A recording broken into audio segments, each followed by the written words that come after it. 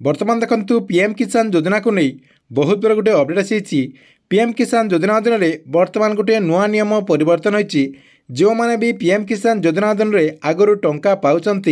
ता सहित जो मैंने एपर्यंत पीएम किसान योजना अधीन में टंका पाऊना से समस्त को जहाँकि ए नुआ नियमटी को पालन करने को पड़ो एवं से कम करने को पड़ो। या सहित देखंतु पीएम किसान योजनार 19तम किस्तिर टंका केबे मिलिबो से नहीं बहुत बड़ा गोटे अपडेट होती जहाँकि आपण को मुझे वीडियो माध्यम पूरा डिटेल जनइबी जहाँकि आपण मैंने ये वीडियोटी को देखीदेला पूरा डिटेल जानीपारे से वीडियोटी को शेष पर्यंत देखंतु। ता पूर्व वीडियो को गोटे लाइक कर दिंतु एवं जो मैंने चैनल को सब्सक्राइब करना चैनल को सब्सक्राइब कर दिंतु।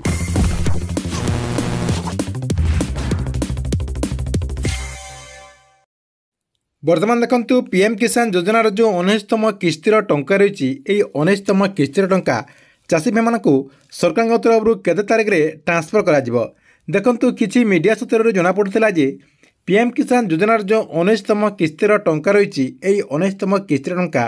फेब्रुआरी मासरे मिलिबो बोले। एबे किंतु आउ गुटे अपडेट आसी जे पीएम किसान योजनार जो 19तम किस्तिर टंका रही केंद्र सरकार तरफ सबु चाषी मान को नुआ वर्ष उपहार हिसाब से यही आपणकर जनवरी मसरे दे पारती बोले अपडेट होती जहाँकि जनवरी लास्ट सप्ताह आपण को पीएम किसान योजनार 19तम किस्तिर टंका मिल पारे बोली अपडेट होती। किंतु सरकार तरफ एपर्यंत ऑफिशियली किसी घोषणा करा जाए ना जितेबले भी सरकार तरफ ऑफिशियली घोषणा करा आपण ये चैनल माध्यम सर्वप्रथम जहाँकि जानीपारे। तापर देखंतु पीएम किसान योजनार जो नुआ नियम रही देखंतु सरकार तरफ बर्तमान गोटे नुआ नियम रही जो मैंने भी पीएम किसान योजना अधीन में टंका पाँच से जहाँकि किसी काम करने को पड़ो ना से जहाँकि आग को पीएम किसान योजना अधीन में टंका पाइपर ना। देखंतु सरकार तरफ कहुचे जो मैंने भी सरकार तरफ पीएम किसान योजना हो आपणकर सीएम किसान योजना हो कि प्रधानमंत्री फसल बीमा योजना अधीन में जहाँ भी आपणकर लाभ मिली आपणकर सरकार तरफ केंद्र सरकार तरफ हो कि आपणकर राज्य सरकार तरफ हो जहाँ भी आप योजनार लाभ पाँच से सबू योजनार लाभ पाइबा हेले आपण को जहाँकि फार्मर रेजिस्ट्रेशन करने को पड़ो आपणकर कृषि रेजिस्ट्रेशन करने को पड़ो आपण पाखरे एक्चुअली जमी अच्छी कि नहीं से सरकार तरफ यही आपणकर रेजिस्ट्रेशन प्रक्रियाटी को आरंभ कर आपण को फार्मर रेजिस्ट्रेशन करने को पड़ो कहीं बहुत सारा ठक चाषी रही से जहाँकि उभय योजना अधीन में आपणकर लाभ नौ से सरकार तरफ यही प्रक्रियाटी को आरंभ कर जहाँकि से चाषी मैंने जहाँकि बाद पड़े। देखंतु आपण पाखरे जदि जमी ना एवं आपण जदि आपणकर ये जो उभय योजना रही योजना अधीन जदि टंका पाँच ताले आपण को जहाँकि रेजिस्ट्रेशन करने को पड़ो आपड़ जदि रेजिस्ट्रेशन करें